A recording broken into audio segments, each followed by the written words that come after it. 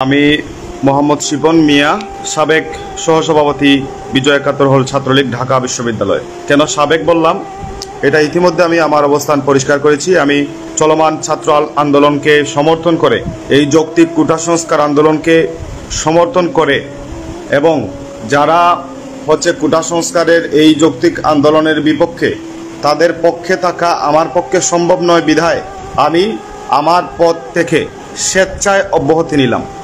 আমি জানি 50 লক্ষ নেতাকর্মীর বাংলাদেশ ছাত্রলীগ আমার মতো একটা ক্ষুদ্র পিপিলিকাকে হারিয়ে কোনো সমস্যায় তারা পড়বে না, কিন্তু আমি আমার জায়গা থেকে এর চেয়ে বেশি কিছু করার সামর্থ্য আমার নেই।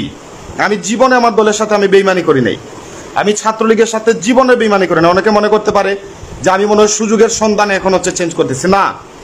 আমি আমার দলকে প্রচণ্ড ভালোবাসতাম। আমি আপনাদেরকে একটা তথ্য দিয়ে রাখি। আপনারা ছাত্রলীগের শিপন, মানে ছাত্রলীগের শিপনকে আমি ফটোশুটে বিশ্বাস করি না, আমি মন থেকে ভালোবাসতাম, ত্যাগ স্বীকার করেছি ছাত্রলীগের জন্য। কিন্তু আজকে আক্ষেপ করে বলতে হয়, আমি প্রধানমন্ত্রীকে যথেষ্ট শ্রদ্ধা করি এবং এখন পর্যন্ত শ্রদ্ধা করি, কিন্তু তিনি যে কথাটা বলেছেন সেটা কোনোভাবেই কাম্য নয়। আমি জাতির শ্রেষ্ঠ সন্তান হিসেবে, ঢাকা বিশ্ববিদ্যালয়ের শিক্ষার্থী হিসেবে অন্ততপক্ষে আমার এই বিষয়টাতে সায় দেওয়া উচিত নয় মনে করেছি। আমি মনে করেছি পিএম যে বলেছেন তার পিয়নের 400 কোটি টাকার মতো আছে। হুয়েবার পৃথিবীর এমন কোনো পিএম দেখাতে পারবেন যার পিয়নের 400 কোটি 500 কোটি টাকা থাকে? ইম্পসিবল ভাই। অনেকে চাকরির প্রিলিতে ঠিকছেন, অনেকে রিটেনে ঠিকছেন, অনেকে ভাইবা দিবেন, যার কারণ ন্যায় কথাটা মুখে আসছে, বুকে আসছে, কিন্তু মুখে আসছে না। মুখে এসে গেলেও আপনারা প্রকাশ করতে পারছেন না, কিন্তু আমার এই ধরনের কোনো টেনশন নাই। আমি ওই সময়ে কথা বলেছি, এই সময় বলেছি। জানেন আমার অনার্সের রেজাল্ট 3.57।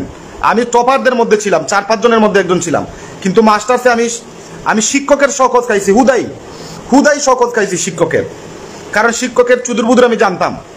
আমি শকত খাইছি, খাই আমার 3.29 কত নামায় দিছে আমারে। কিন্তু কি হয়েছে? আমি তো মরে যাই নাই। অন্যায়ের বিরুদ্ধে প্রতিবাদ করে শেখ মুজিবুর রহমান জীবনের 14 বছরের বেশি সময় তিনি জেলখানার অন্ধকার প্রকোষ্ঠে কাটিয়েছিলেন। ক্ষুদিরাম জীবন দিলেন, নেতাজি জীবন দিলেন, সূর্য সেন, প্রীতিলতা তিতুমির, যার কথাই বলেন সবাই জীবন দিলেন। আর আমি আলাদা তুচ্ছ একটা রাজনৈতিক দলের, ছাত্র দলের, একটা ছাত্র সংগঠনের একটা পোস্ট আমি ছাড়তে পারবো না। মানে আমি তো এতটাও নির্বুধ নই ভাই, আমি তো এতটা নির্বুধ নই। আমার উজ্জ্বল ভবিষ্যৎ হয়তো আপনারা বলবেন যে এটা কি আবেগে করে ফেললো।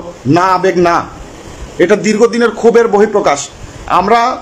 আমি এখন, আপনারা অনেকেই আমার ফ্রেন্ড লিস্টের ম্যাক্সিমাম জানেন আমি ছাত্রলীগকে কতটা পছন্দ করতাম। আমার এলাকার একটা অন্তরঙ্গ বন্ধু, বাল্যকালের বন্ধু, যার সাথে আমি একসাথে ন্যাংটা হয়ে পুকুরে গোসল করতাম, এরকম বন্ধুকে ও ডিফারেন্ট আইডিওলজির, রাজনৈতিক আইডিওলজিতে বিলং করে। সে আমাকে একটা কমেন্ট করেছিল ছাত্রলীগের বিরুদ্ধে বলে, আমি তার সাথে আজ পর্যন্ত সেকেন্ড ইয়ার থেকে নিয়ে শুরু করে আজ পর্যন্ত তার সাথে কথা বলি না। আমি তাকে ফেসবুকে যে ব্লক করে দিয়েছিলাম, তার সাথে আমার সরাসরি দেখা হলে কথা হয় না। এরকম বন্ধু আমি ত্যাগ করেছি ছাত্রলীগের জন্য। আমি ছাত্রলীগকে এতটা পছন্দ করতাম, কিন্তু এখন এসে যখন দেখি যে এত বড় যৌক্তিক আন্দোলন, পুরো বাংলাদেশের মানুষ সব কিছু একদম, স্টুডেন্টরা সব কিছু একদম পড়ালেখা ছেড়ে, নাওয়া খাওয়া ছেড়ে তারা রাস্তাঘাটে আছে। কি বললেন? ওইটা থাকবে। আপনার উত্তরটা এইভাবে না হয়ে আরো ভালোভাবে হওয়া উচিত ছিল। শিক্ষকরা আন্দোলন করতেছে, শিক্ষকদের আন্দোলনে আপনি কি বললেন? আপনি বললেন যে ওরা আন্দোলন করতে করতে টায়ার্ড হয়ে গেলে তাদের সাথে আমি বসবো। কেন, ওদেরকেও কি মানুষ মনে হয় না নাকি? এটা কোন ধরনের কথা? বঙ্গবন্ধু শেখ মুজিবুর রহমান বলেছিলেন, মানুষের যখন পতন আসে তখন তারা পদে পদে ভুল করতে থাকে। অনেকে হয়তো আমাকে দেখে হাসবে এখন, হায় রে ছেলেটা কি বিপদে পড়লো রে, আবেগে রে। হওয়াতে পারে বিপদে, বড় জোর মেরে ফালাইয়া দিবেন, তাই তো? বড় জোর মাইরা পিস পিস করে ফালাইয়া দিবেন, তাই তো? এর চেয়ে তো বেশি কিছু করা যাবে না। দাফন পর্যন্ত করতে পারবেন না আপনারা। ওইটা আমার ফ্যামিলির মানুষ এনে আমার খুঁজে বের করে করবে, সমস্যা নাই। আপনারা মনে করতে পারেন যে আমি হয়তো হল থেকে সবকিছু নিয়ে গেছি, আর হলে হয়তো যাবো না, যার কারণে এত বড় বড় কথা বলছি। নো, আমি দেখেছি অনেক মানুষ বিদেশ যাওয়ার পরে এটা নিয়ে কথা বলে।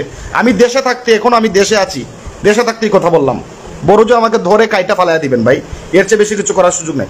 অনেক ছেলে আছে, প্রত্যেকটা হলে 3000, 4000, 5000 করে যদি স্টুডেন্ট থাকে, তাহলে 150-200 পোলাপাঞ্চারা সবাই ন্যায়ের পক্ষে আছে। আপনারা যারা 150-200, আপনাদেরও বিবেক আছে, বিবেক নাই যে তা বলছি না, বিবেক আছে, কিন্তু আপনি কথা বলবেন না কেন? কথা বলবেন না কারণ আপনারা একটা প্রিলিতে পাস করছেন, একটু তোষামদি না করলে চাকরিটা হবে না। রিটেনে কেউ পাস করছেন, হবে না।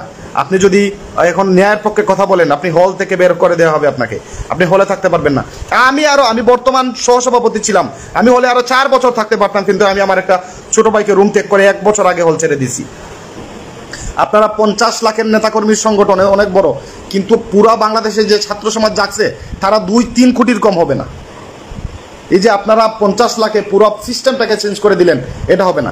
বর্তমানে আন্দোলন কেন হয় না জানেন? আন্দোলন সফল হয় না কারণ আমরা রক্ত দেওয়ার মানসিকতা নাই, আমাদের জীবন দেওয়ার মানসিকতা নাই। ক্ষুদিরামের আন্দোলন সফল হয়, তিতুমিরের সফল হয়, বঙ্গবন্ধু সফল হয় কেন? তারা মরার জন্য প্রস্তুত ছিল। বুলেটের সামনে বুক পেতে দেওয়ার মানসিকতা যাদের নাই, তাদের আন্দোলন করার কোনো যৌক্তিকতা নেই, আন্দোলন সফলও হবে না। এজন্য মুখের মধ্যে চুইংগাম চিবাতে চিবাতে নেতারা বলবে যে ওরা টায়ার্ড হয়ে গেলে আমরা ওদের সাথে বসবো। মানে আন্দোলন করতে করতে টায়ার্ড হয়ে যাক। আগে অনশন করলে ডাবের পানি খাইয়ে অনশন ভাঙা হতো, আর এখন অনশন করলে বাল দিয়েও গুনে না।